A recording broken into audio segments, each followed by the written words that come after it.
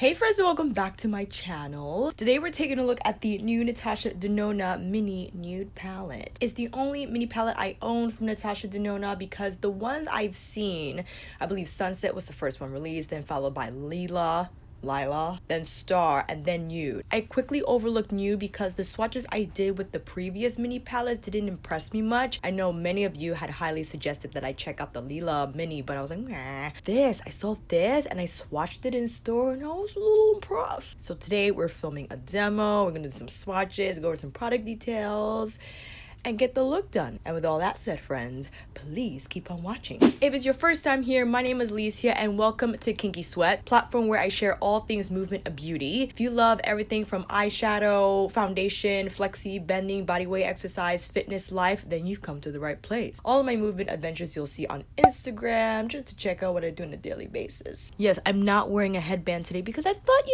the hair's been freshly washed in gold. I thought just let the curls go free today on the edges, you know what I mean? All right, let us zip over to the Sephora app website thingamajig. This retails for $25. And for those of you who are not very familiar with Natasha Denona, yes, she comes with a hefty price tag. These little 5 shadow pans, $25. So that's $5 per pen. That's not a lot of product, but let's just get into the details. This comes in at a 24-month expiration shelf life. And thank you, Bizantina 1204, I believe. She explained to me what the shelf life symbol means and how come I can't find it on ColourPop products because it is made in America and only European manufacturing requires that you put that suggested expiration date label on your makeup. That's why I can never find it on ColourPop eyeshadow palettes. And it's interesting because it's not so much an expiration date, which I keep on saying. It's a suggested date of use. It simply means that amount of time is when the product is going to be the most effective. So after 12 months, maybe the shadows won't be as pigmented, but it's not going to make your eyes fall off. And you also have to make sure that you store your makeup in a dry, cool place that the environment is not going to decrease its longevity. For instance, eyeshadow palettes in the bathroom, maybe not a great idea. Moisture from hot showers can perhaps affect the powder formula over time. So just keep that in mind. Powder formula is not only for eyeshadows, but for other makeup products as well. So with that said, you got some time with this mini. 24 months, made in Italy. Also paraben free, not tested on animals. 5 pieces come in at 0.8 grams each or 0.028 ounces each. Interesting, they call it ingredient callouts. In addition to it being free of parabens and cruelty-free, not tested on animals, it is also vegan, which they don't have on the Natasha label on the actual palette. All right, 5 shades, friends. I'm going to go over these quickly with the swatches and also giving you the shade descriptions for each shadow. Bronze Age is a Chroma Crystal Light Topper. That's nice. This is so pretty. Is that the Chroma Crystal Light Topper? I don't think it is. It just seems too opaque for a topper for me because look at that beautiful opacity. Isn't that gorgeous? I'm looking at this palette and I'm looking at the shade label behind it. It's not matching up. I don't know why. I feel this shade here is the Chroma Crystal Light Copper. Because look how beautiful that is, but up close, it's a tiny bit more sheer than the first one we swatched. Like, I would put that on top of this to kind of give it a little bit of zhuzhing, you know what I mean? And this shade here that we just swatched has like blue specks in it. Yeah, I'm screwing this up, whatever. Lumino, this is definitely Lumino. And this is a pearl shade. Oh, so pretty. Brightening, really smooth, buttery, excellent. Now this shade here is called Soil and it's said to be a medium transition nude. So pretty. I can't wait to see how that appears as a transition shade on my crease. And last but not least, we got Sienna, which is a matte terracotta. Really nice. Definitely appears a lot warmer in the pan than it does on my eyes, but I did have something else on my eyes at the time when I just applied this on the shadow look I already had. I have also Safari on standby if you just want to quickly make some comparisons. For instance, the 2 browns we have are Thorn and Shea. So let's do Thorn and let's do Shea. And I did that on the wrong hand. Thorn and Shea. Here's Thorn. Here's Shay. Pretty. Definitely sienna. Is that sienna? Yes.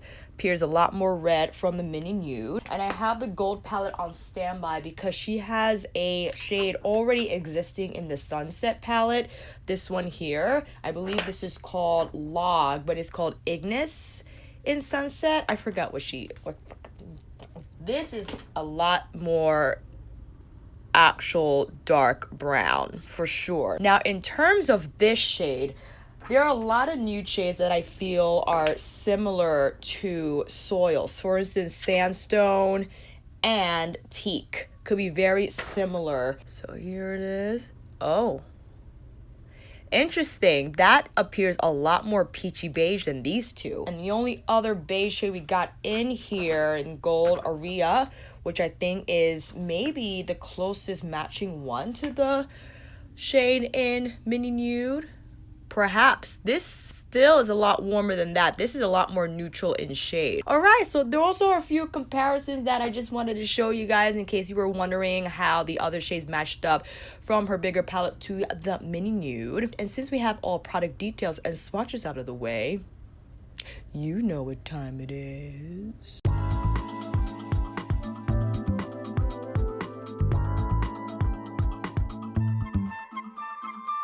Alright, for the eyelids, I used my Fenty Beauty Instant Retouch Concealer in the shade 235, which I've been loving as my eyeshadow prep because it dries down to a soft matte finish. It has just enough grab to create that nice saturation, but not so much slip that the shadow catches on points of my lid and does not blend out smoothly, so we're doing good. I'm going to use my number 16 because I feel like it's already closely related to the soil shade. It won't get too, it won't change too much. So here we go. Oh, that's pretty. Appears a touch warmer than the beiges in gold. Oh, that's pretty. Third time dipping in just so we could, see what this is doing. I spent a little bit of time to build up the saturation just so that we could have a very rich looking look. This is blending out very easily, looking smooth on the skin. What do you think? Great, phenomenal shade.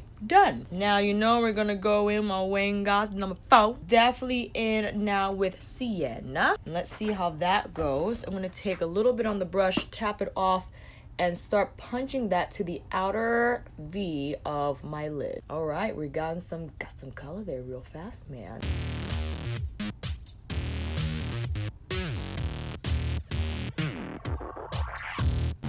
That's looking really nice, and I think it looks a little more red on camera than it does in person. In front of my mirror, I feel it's taking just more of a true brown hue, where I feel because it's mixing in with soil, it has that reddish orange gradient going on, which I still love. I'm gonna take some on the bow, but place it right on the inner third. I'm gonna take it across as well. That shade appears to be doing really well. It looks a little crazy here, I think, because I need my number 16 on standby just to help smooth that out, which is always helpful because I feel no matter what you do, if you put on too much or however your blending goes, it's always helpful to have a fluffy brush on standby just to kind of help smooth out any rough edges. Putting a little more on the inner third, so I want it to look really saturated and rich. Then I'm just gently pulling out Sienna a little more here because I want to make it more of a longer V point, if you will, and very light pressure on this portion so that it looks smoother.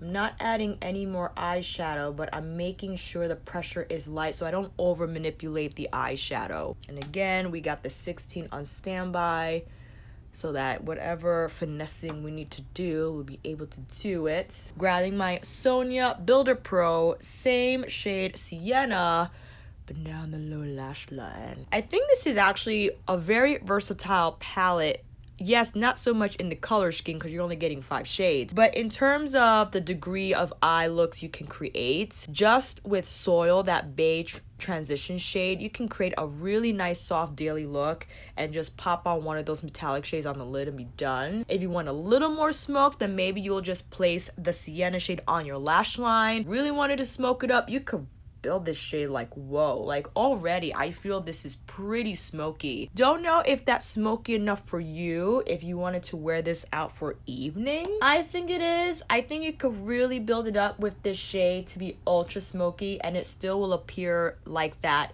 on photographs. I'm actually taking that shade but with the Builder Pro just to punch in a little more color into the crease. And then I want to take my number 4 and just zhuzh that, but I'm actually going to wipe it first so it doesn't have too much product on the brush and just help smooth that out. Number 4 with Soil, but carefully grazing the lower lash line so we could make that look more blurred. You know what? I'm just going to use the same brush, same Builder Pro, definitely give it a wipe. And with Bronze Age, I think.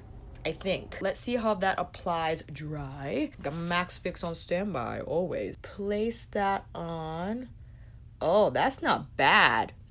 That's giving me a lot of punch dry. This shade is extremely creamy. When I swatched it in store, I was like, oh man. And not reporting any fallout. And I feel like we went in with a lot of shadow thus far. That's gorgeous. I'm not even gonna wet it because I feel when I wet shadows that are already creamy that it just gives them a little too much texture and it actually looks textured on my lids, which is what we don't want. We don't want that. I will use my finger to apply that Topper Chromo Crystal Light shade. So this is what it looks like. Isn't that beautiful? But just to like the lash line, so it gradiates up in toward the lid. Oh, that's pretty. Do you love that? Oh my god. Going in again with the Builder Pro, making sure I'm giving that a wipe. Tapping lightly into sienna just to help refine the edges here. So where it meets the matte shade, just want to make sure that's more of a transition, a smoother transition. Now we got to go in with this Pearl shade, which packs a lot of punch. This is a very creamy shade, has a lot of brightness to it.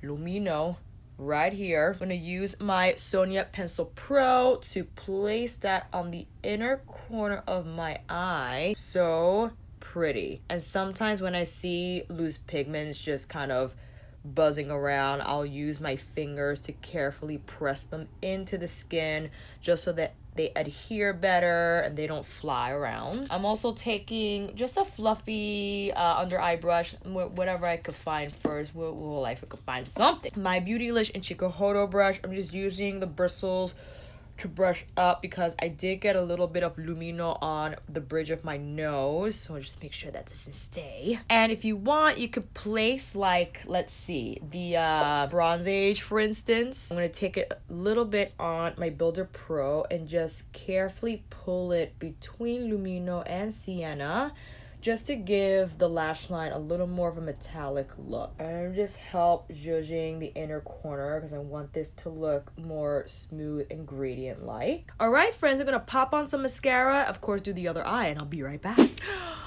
Look is complete. On the lips, I have the new Becca lipstick. I wasn't expecting to like or to buy. I just bypassed it and I like the shade. This is in N20. I think they differentiate between neutral, warm, and cool undertones, and they have nudes, pinks, and reds for each section. So I managed to pick up one of the nudes in the neutral section, and I really like it. I like how it looks. It's like my lip color but a little warmer, and I feel it still looks like a nude cream lipstick on me. And I have it with the Makeup Forever Artist Color Pencil in Anytime Caffeine. That's number 600. Here's the finished look. What do you think? Here are the eyes up close. I didn't put on a ton of mascara because I think I'm going to do another eyeshadow palette video after this. I'm not too sure. But what do you think? I just feel the colors look rich. They were easy to work with. They were easy to blend. I love the Bronze Age and Chroma Crystal shade. I'll swatch it again up close. This shade right here is just so pretty. And I feel it has a very unique duochrome look to it. It's incredibly smooth. I feel it's very easy to apply. I like to apply with my fingers because I just feel I get maximum color and shine payoff. Here's Bronze Age, and again, and just the opacity of that color and smooth texture is just unbelievable. I love the mattes. I felt that they blend super easily. Oh, someone didn't blend that. I know the Mini Nude is not groundbreaking in terms of color story. We've seen these shades before. I think what inspired me to buy this palette is when I was packing up for makeup the night before. I was staying over at my boyfriend's house. The next day I had a photo shoot, but I didn't need to pack my crazy colors because it was a photo shoot and I wanted it to look natural on camera. And I felt like maybe I just need something for that purpose, just like a soft beige and a dark brown and a nice lid color to make that happen, and I'm done. And the fact that this is so tiny, lightweight, and easy to carry just makes for like easy makeup packing. Now what I fear is that one of these shades will break because the Denona shadows are just notorious for breaking easily in transit. They're very soft, and these Chroma special topper shadows she got, they're beautiful when they're intact until they break, and when they break they make it awfully hard to put back together. So whenever I pack something like this, or just that specifically, like I would put it in like a separate zipper sleeve here so it doesn't get knocked around. Like if I put it in with the rest of my makeup, I feel the knocking around could do damage to it. There's like an inside zipper here. Like I will probably put it in here so that it has its own little compartment and doesn't get knocked around and possibly would break. But if I were to travel for a couple of days, I can get several looks out of the same shades but several different looks. Again, soft daily glam, just a soft beige in the transition, the bronzy shade on the lid, or maybe the pearl shade on the lid. Maybe I just do the soft matte all over. Then I could use this shade, the sienna shade, just as like a lash line smoke. Maybe I really smoke it up, or maybe I just smoke it up a little bit. It could be an all matte look as well. I could just put sienna all over on the lid and be done. If I wanted a metallic shade, I'll use Bronze Age, or even, what is this shade called? Coin.